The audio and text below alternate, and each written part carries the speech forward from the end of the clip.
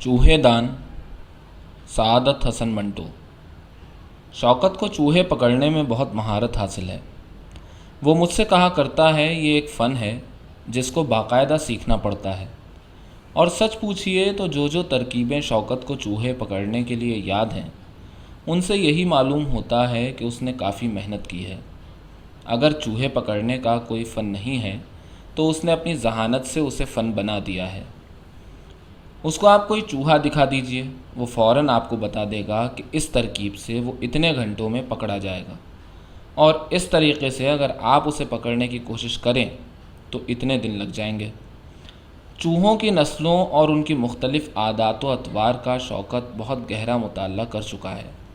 उसको अच्छी तरह मालूम है कि किस ज़ात के चूहे जल्दी फंस जाते हैं और किस नस्ल के चूहे बड़ी मुश्किल के बाद काबू में आते हैं। और फिर हर किस्म के चूहों को फांसने की 101 तरकीब शौकत को मालूम है। मोटे मोटे उसूल उसने एक रोज़ मुझे बताए थे कि छोटी छोटी चूहियाँ अगर पकड़ना हो तो हमेशा नया चूहेदान इस्तेमाल करना चाहिए। चूहेदान की साख्त किसी किस्म की भी हो, इसकी कोई परवाह नहीं। ख़याल इस बात का रखना चाहिए कि चूहेदान ऐसी जगह पर न रखा जाए जहाँ आपने चूहिया या चूहियाँ देखी थीं। ट्रंकों के पीछे, अलमारियों के नीचे, कहीं भी जहां आपने चूहिया ना देखी हो चूहेदान रख दिया जाए और उसमें तली हुई मछली का छोटा सा टुकड़ा रख दिया जाए। टुकड़ा बड़ा ना हो। अगर चूहेदान खट से बंद होने वाला है तो उसमें ख़ास तौर पर बड़ा टुकड़ा नहीं लगाना चाहिए कि चूहिया अंदर आकर उस टुकड़े का कुछ हिस्सा कतर कर बाहर चली जाएगी। टुकड़ा छोटा होगा तो वो उसे उतारने की कोशिश करेगी और यूं झटपट पिंजरे में कैद हो जाएगी। एक चूहिया पकड़ने के बाद चूहेदान को गर्म पानी से धो लेना चाहिए।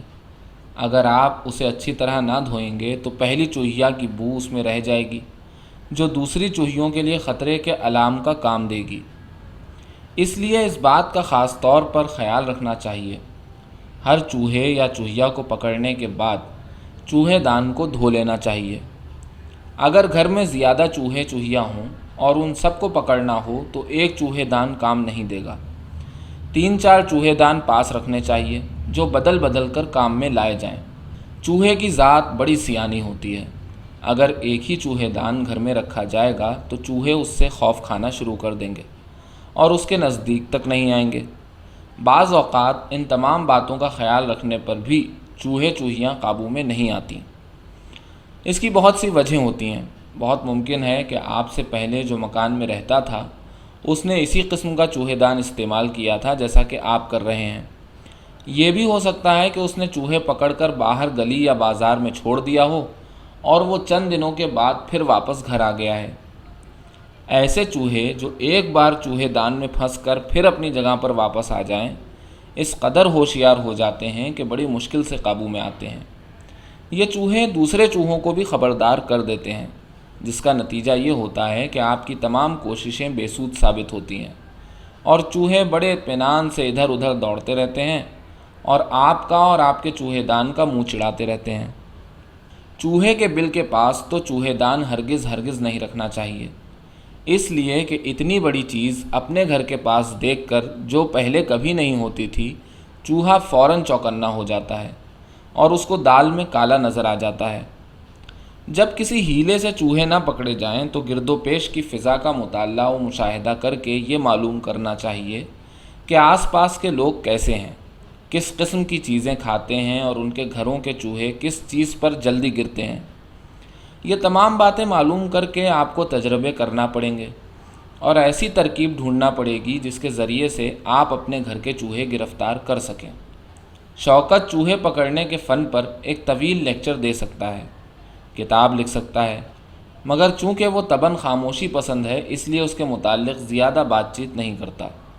सिर्फ मुझे मालूम है कि वो इस फ़न में काफ़ी महारत रखता है। मोहल्ले के दूसरे आदमियों को इसकी मुतलक ख़बर नहीं।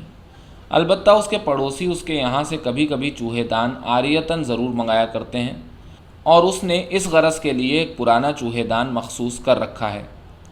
पिछली बरसात की बात है, मैं शौकत के यहाँ बैठा था कि उसके पड़ोसी ख्वाजा अहमद सादिक साहब, डिप्टी सुपरिटेंडेंट पुलिस का बड़ा लड़का अरशद सादिक आया। मैंने जब उठकर दरवाज़ा खोला तो उसने कहना शुरू किया, ان کمبخت چوہوں نے ناک میں دم کر رکھا ہے۔ ابا جی سے بارہا کہہ چکا ہوں کہ زہر منگوائیے ان کو مارنے کے لیے، مگر انہیں اپنے کاموں ہی سے فرصت نہیں ملتی، اور یہاں ہر روز میری کتابوں کا ستیہ ناش ہو رہا ہے۔ آج الماری کھولی تو یہ بڑا چوہا میرے سر پر آن گرا۔ تمہیں کیا بتاؤں ان چوہوں نے مجھے کتنا تنگ کیا ہے۔ کسی کتاب کی جلد سلامت نہیں، بعض بڑی کتابوں کی جلد تو اس صفائی سے ان کمبختوں نے کتری ہے کہ معلوم ہوتا ہے کسی نے آری سے کاٹ دی ہے۔ میں ارشد کو شوکت کے پاس لے گیا اور کہا، ارشد صاحب تشریف لائے ہیں، چوہوں کی شکایت لے کر آئے ہیں۔ ارشد کرسی پر بیٹھ گیا اور پیشانی پر سے پسینہ پونچھ کر کہنے لگا، شوکت صاحب میں کیا عرض کروں، ابھی الماری کی تمام کتابیں میں باہر نکال کر آیا ہوں، ایک بھی ان میں ایسی نہیں جس پر چوہوں نے اپنے دانت تیز نہ کیے ہوں۔ باورچی خانہ موجود ہے، دوسری الماریاں ہیں جن میں ہر وقت کھانے پینے کی چیزیں پڑی رہتی ہیں۔ سمجھ میں نہیں آتا کہ میری کتابیں کترنے میں ان کو کیا مزہ آتا ہے، یعنی کاغذ اور دفنی بھلا کوئی غذا ہے؟ اجی صاحب، ایک انبار کترے ہوئے گتے اور دھنکے ہوئے کاغذوں کا میں نے الماری میں سے نکالا ہے۔ ڈپٹی سپرنٹینڈنٹ پولیس کے گھر میں چوہے ہر روز سیند لگاتے پھریں، یہ کیسے ہو سکتا ہے؟ ارشد نے اس مذاق سے لطف نہ اٹھایا، اس لیے کہ وہ واقعی بہت پریشان تھا۔ شوکت صاحب، وہ معمولی چوہے تھوڑے ہیں، موٹے موٹے سنڈے ہیں جو کھلے بندوں پھرتے رہتے ہیں۔ میرے سر پر ایک آن پڑا، خدا کی قسم ابھی تک درد ہو رہا ہے۔ شوکت اور میں دونوں کھلکھلا کر ہنس پڑے۔ ارشد بھی مسکرا دیا، ہاں آپ تو دل لگی کر رہے ہیں، اور یہاں غصے کے مارے میرا برا حال ہو رہا ہے۔ شوکت نے اٹھ کر ارشد کو سگریٹ پیش کیا۔ اپنے دل کا غبار اس کے دھوئیں کے ساتھ باہر نکالیے اور مجھے بتائیے کہ میں آپ کی کیا خدمت کر سکتا ہوں۔ ارشد نے سگریٹ سلگایا اور کہا، میں آپ سے چوہے دان مانگنے آیا تھا۔ امی جان نے مجھ سے کہا تھا کہ شوکت کے گھر میں نے 2-3 پڑے دیکھے ہیں۔ شوکت نے فوراً نوکر کو آواز دی اور اس سے کہا، وہ چوہے دان جو تم نے کل گرم پانی سے دھو کر خوب صاف کیا تھا، ارشد صاحب کے گھر دے آؤ، اور دیکھو ان کے نوکر سے کہنا کہ اس الماری کے نیچے اس کو نہ رکھیں جہاں ارشد صاحب اپنی کتابیں رکھتے ہیں۔ اس الماری سے دور بھی نہیں، اس میں مچھلی یا تیل میں تلی ہوئی کسی چیز کا ٹکڑا لگا کر رکھ دیا جائے۔ پھر ارشد سے مخاطب ہو کر کہا، آپ بھی اچھی طرح سن لیجئے گا، بازار سے اگر پکوڑے مل جائیں تو ایک پکوڑا کافی رہے گا، اور جب چوہا پکڑا جائے تو خدا کے لیے اسے میرے گھر کے پاس نہ چھوڑ دیجیے گا، اور بہت جگہیں آپ کو مل جائیں گی جہاں سے وہ پھر واپس نہ آ سکے۔ دیر تک ارشد ہمارے پاس بیٹھا رہا۔ شوکت اس کو مزید ہدایات دیتا رہا۔ جب نوکر چوہے دان اس کے گھر پہنچا کر واپس آ گیا تو اس نے اجازت چاہی اور چلا گیا۔ اس واقعے کے 4 روز بعد ارشد میرے گھر آیا۔ میں اور وہ چونکہ اکٹھے کالج میں پڑھتے رہے ہیں، اسی لیے وہ میرا بے تکلف دوست ہے۔ شوکت سے اس کا تعارف میں نے ہی کرایا تھا۔ آتے ہی اس نے ادھر ادھر دیکھا جیسے مجھ سے کوئی راز کی بات تخلیہ میں کہنا چاہتا ہے۔ میں نے پوچھا، کیا بات ہے، تم اتنے پریشان کیوں ہو؟ میں تمہیں ایک بڑی دلچسپ بات سنانے آیا ہوں، مگر یہاں نہیں سناؤں گا، تم باہر چلو۔ یہ کہہ کر اس نے مجھے بازو سے پکڑا اور باہر لے گیا۔ راستے میں اس نے مجھے اپنی داستان سنانا شروع کی۔ عجیب و غریب کہانی ہے جو میں تمہیں سنانے والا ہوں۔ بخدا ایسی بات ہوئی کہ میری حیرت کی کوئی انتہا نہیں رہی۔ یعنی کسے یقین تھا کہ اتنی ضدی اور نفاست پسند لڑکی ایک چوہے دان کے ذریعے سے میرے قابو میں آ جائے گی، اسی چوہے دان کے ذریعے سے جو اس روز تمہارے سامنے میں نے شوکت سے لیا تھا۔ میں نے حیرت زدہ ہو کر پوچھا، کون سی لڑکی؟ اس چوہے دان میں پھنس گئی؟ لڑکی نہ ہوئی چوہیا ہو گئی؟ آخر بتاؤ تو صحیح، لڑکی کون ہے؟ اماں وہی سلیمہ جس کی نفاست پسندیوں کی بڑی دھوم ہے اور جس کی ضدی طبیعت کے بڑے چرچے ہیں۔ میری حیرت اور زیادہ بڑھ گئی۔ سلیمہ؟ جھوٹ! خدا کی قسم، جھوٹ بولنے والے پر لعنت! اور بھلا میں تم سے جھوٹ کیوں کہنے لگا؟ یہی سلیمہ شوکت کے دیے ہوئے چوہے دان کے ذریعے سے میرے قابو میں آ گئی، اور بخدا یہ میرے وہم و گمان میں بھی نہ تھا کہ وہ ایسی آسانی سے پھنس جائے گی۔ میں نے پھر اس سے حیرت بھرے لہجے میں کہا، لیکن یہ ہوا کیوں کر؟ تم مجھے پوری داستان سناؤ تو کچھ پتہ چلے۔ چوہے دانوں سے بھی کبھی کسی نے لڑکیاں پھانسی ہیں؟ بڑی بے تکی سی بات معلوم ہوتی ہے مجھے۔ میں سلیمہ کو اچھی طرح جانتا ہوں، ہمارے ہاں اس کا اکثر آنا جانا ہے۔ وہ صرف نفاست پسند ہی نہیں بلکہ بڑی ذہین لڑکی ہے۔ انگریزی زبان پر اسے خوب عبور حاصل ہے۔ 3-4 مرتبہ اس سے مجھے گفتگو کرنے کا اتفاق ہوا تو میں نے معلوم کیا کہ ادب اور شعر کے متعلق اس کی معلومات بہت وسیع ہیں۔ مصور بھی ہے، پیانو بجانے میں بڑی مہارت رکھتی ہے۔ اس کی ضدی اور نفاست پسند طبیعت کے بارے میں بھی چونکہ مجھے بہت کچھ معلوم ہے، اس لیے مجھے ارشد کی یہ بات سن کر سخت تعجب ہوا۔ وہ تو کسی کو خاطر ہی میں لانے والی نہیں، ارشد جیسے چغت کو اس نے کیسے پسند کر لیا؟ یہ معمہ میری سمجھ میں نہیں آتا تھا۔ ارشد بے حد خوش تھا۔ اس نے میری طرف فتح مند نظروں سے دیکھا اور کہا، میں تمہیں سارا واقعہ سنا دیتا ہوں، اس کے بعد کسی قسم کی وضاحت کی ضرورت نہ رہے گی۔ قصہ یہ ہے کہ پرسوں رات کو امی جان اور ابا جی اور دوسرے لوگ سب سنیما دیکھنے چلے گئے۔ میں گھر میں اکیلا تھا۔ کچھ سمجھ میں نہیں آتا تھا کہ کیا کروں۔ آرام کرسی میں ٹانگیں پھیلائے لیٹا یہی سوچ رہا تھا کہ ایک موٹا سا چوہا مجھے نظر آیا۔ اس کو دیکھنا تھا کہ مارے غصے کے میرا خون کھولنے لگا۔ فوراً اٹھا اور اس کو پکڑنے کی ترکیب سوچنے لگا۔ اسے ہاتھ سے پکڑنا تو ظاہر ہے بالکل محال تھا۔ میں کسی طریقے سے اس کو مار بھی نہیں سکتا تھا، اس لیے کہ کمرے میں بے شمار فرنیچر اور ٹرنک وغیرہ پڑے تھے۔ میں نے شوکت کے دیے ہوئے چوہے دان کا خیال کیا جس سے 8 چوہے ہم لوگ پکڑ چکے تھے، مگر شوکت کی ہدایات کے مطابق اس کو گرم پانی سے دھونا ضروری تھا۔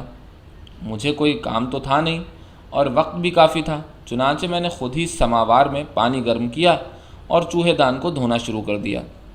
ابھی میں نے لوٹے سے گرم پانی کی دھار اس کے آہنی تاروں پر ڈالی ہی تھی کہ دروازے پر دستک ہوئی۔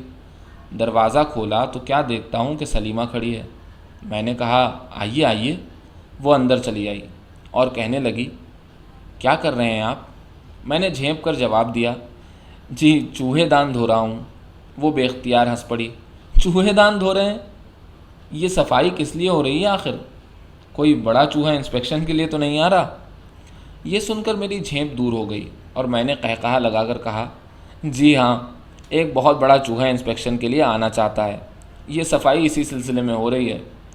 یہ کہہ کر ارشد خاموش ہو گیا۔ اس پر میں نے اس سے کہا، سناتے جاؤ، رکو نہیں، تمہاری داستان بہت دلچسپ ہے۔ ہاں تو پھر سلیمہ نے کیا کہا؟ کچھ نہیں، میری بات سن کر وہ صحن ہی میں چوکی پر بیٹھ گئی اور کہنے لگی، آپ صفائی کیجئے، اس صفائی کی انسپیکشن میں کروں گی۔ ہاں یہ تو بتائیے آج یہ سب لوگ کہاں گئے؟ میں نے جواب دیا، سنیما گئے ہیں۔ میں بیکار بیٹھا تھا کہ ایک چوہا اپنے کمرے میں مجھے نظر آیا۔ میں کیا عرض کروں ہمارے گھر میں کس طرح بڑے بڑے موٹے سنڈے چوہے سیند مارتے پھرتے ہیں۔ میری کتابوں کا تو انہوں نے ستیہ ناش کر دیا ہے۔ اب ان کے ظلم و ستم سے میرے اندر ایک انتقامی جذبہ پیدا ہو گیا ہے۔ یہ چوہے دان لے آیا ہوں، اس سے ہر روز 2-3 چوہے پکڑتا ہوں اور ان کو کالے پانی بھیج دیتا ہوں۔ سلیمہ نے میری گفتگو میں دلچسپی ظاہر کی۔ خوب خوب، لیکن یہ تو بتائیے کالا پانی یہاں سے کتنی دور ہے؟ میں نے کہا، بہت دور نہیں، کوتوالی پاس ہی جو گندا نالا بہتا ہے اسی کو فی الحال میں نے کالا پانی بنا لیا ہے۔ چوہوں نے اس پر اعتراض نہیں کیا کیونکہ اس موری کا پانی کالا ہی ہے۔ ہم دونوں خوب ہنسے۔ پھر میں نے لوٹا اٹھایا اور چوہے دان کو برش کے ساتھ دھونا شروع کر دیا۔ جب چھینٹے اڑے تو میں نے سلیمہ سے کہا، آپ یہاں سے اٹھ جائیے، چھینٹے اڑ رہے ہیں۔ ویسے بھی یہ میری بڑی بدتمیزی ہے کہ میں آپ کے سامنے ایسی غلیظ چیز صاف کرنے بیٹھ گیا ہوں۔ اس نے فوراً ہی کہا، آپ تکلف نہ کیجیے اور اپنا کام کرتے چلے جائیے، چھینٹوں کے متعلق بھی آپ کوئی فکر نہ کریں۔ جب میں نے چوہے دان اچھی طرح دھو کر صاف کر لیا تو سلیمہ نے پوچھا، اچھا اب یہ بتائیے کہ اس کو دھونے کی کیا ضرورت تھی؟ بغیر دھوئے کیا آپ اس ظالم چوہے کو نہیں پکڑ سکتے؟ میں نے کہا، جی نہیں، اس سے پہلے چونکہ اس چوہے دان میں ہم ایک چوہا پکڑ چکے ہیں اور اس کی بو اس میں ابھی تک باقی ہے، اس لیے دھونا ضروری ہے۔ گرم پانی سے پہلے چوہے کی بو غائب ہو جائے گی، اس لیے دوسرا چوہا آسانی کے ساتھ پھنس جائے گا۔ میری یہ بات سن کر سلیمہ نے بالکل بچوں کی طرح کہا، اگر چوہے دان میں چوہے کی بو رہ جائے تو دوسرا چوہا نہیں آتا؟ میں نے اسکول ماسٹروں کا سا انداز اختیار کر لیا، بالکل نہیں، اس لیے کہ چوہوں کی ناک بڑی تیز ہوتی ہے۔ آپ نے سنا نہیں، عام طور پر یہ کہا کرتے ہیں کہ فلاں آدمی کی تو چوہے کی ناک ہے، یعنی اس کی قوت شامہ بڑی تیز ہے، سمجھیں آپ؟ سلیمہ نے میری طرف جب دیکھا تو مجھے ایسا محسوس ہوا کہ میں نے ایک بہت بڑی بات اس سے کہہ دی ہے، جس کو سن کر وہ بہت مروب ہو گئی ہے۔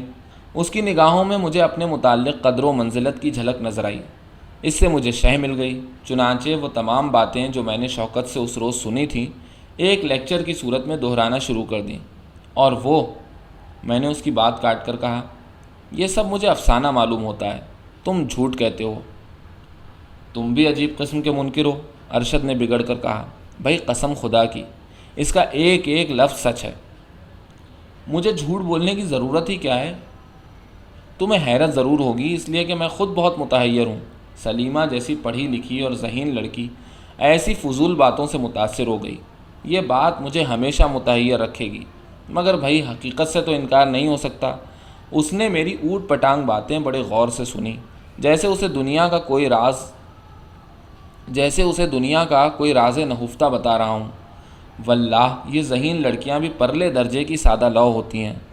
سادہ لو نہیں کہنا چاہیے، خدا معلوم کیا ہوتی ہیں۔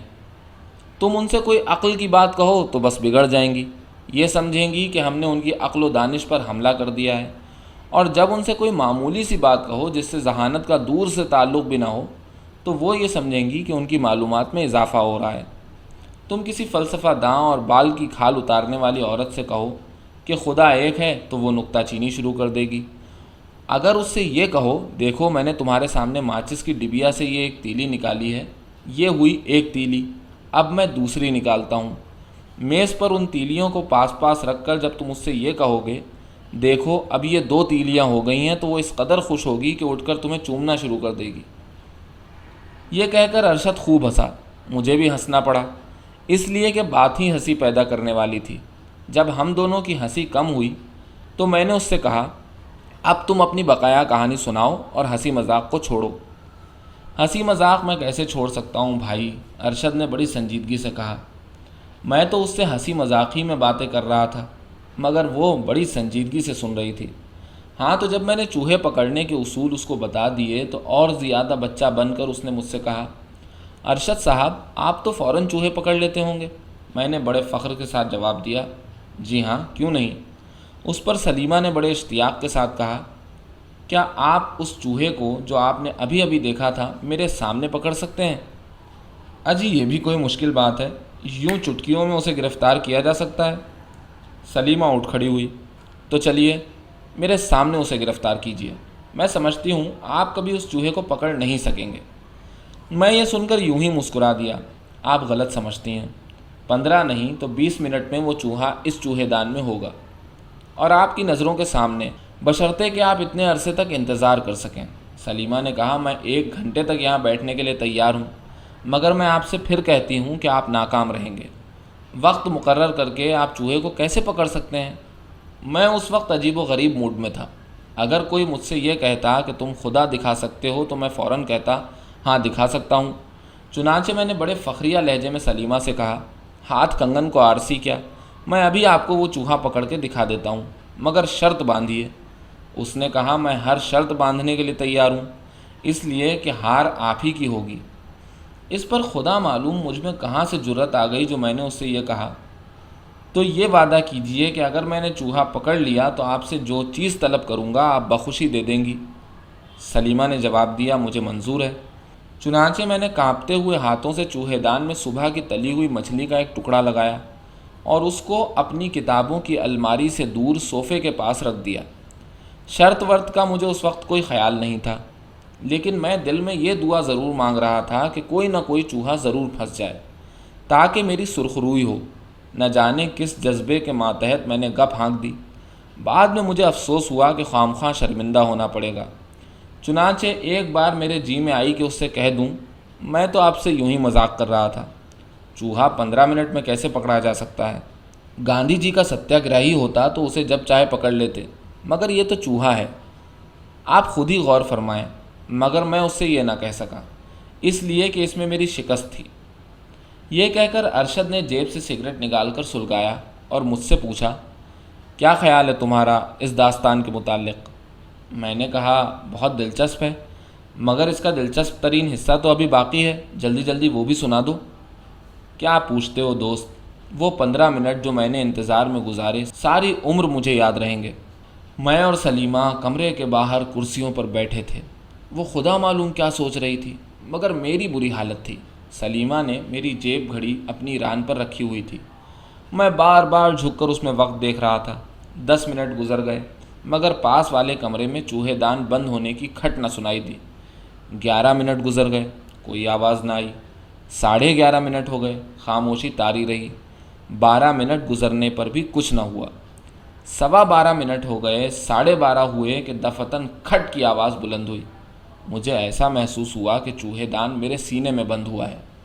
ایک لمحے کے لیے میرے دل کی دھڑکن بند سی ہو گئی، لیکن فوراً ہی ہم دونوں اٹھے، دوڑ کر کمرے میں گئے، اور چوہے دان کے تاروں میں سے جب مجھے ایک موٹے چوہے کی تھوتنی اور اس کی لمبی لمبی مونچھیں نظر آئیں تو میں خوشی سے اچھل پڑا۔ پاس ہی سلیمہ کھڑی تھی۔ اس کی طرف میں نے فتح مند نظروں سے دیکھا اور جھٹ پٹ اس کے حیرت سے کھلے ہوئے ہونٹوں کو چوم لیا۔ یہ سب کچھ اس قدر جلدی میں ہوا کہ سلیمہ چند لمحات تک بالکل خاموش رہی، لیکن اس کے بعد اس نے خفگی آمیز لہجے میں مجھ سے کہا، یہ کیا بےہودگی ہے؟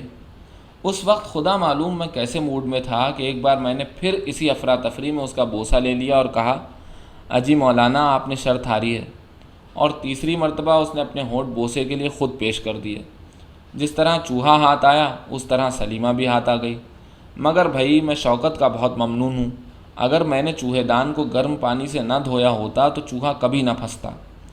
یہ داستان سن کر مجھے بہت لطف آیا، لیکن افسوس بھی ہوا، اس لیے کہ شوکت اس لڑکی سلیمہ کی محبت میں بری طرح گرفتار ہے۔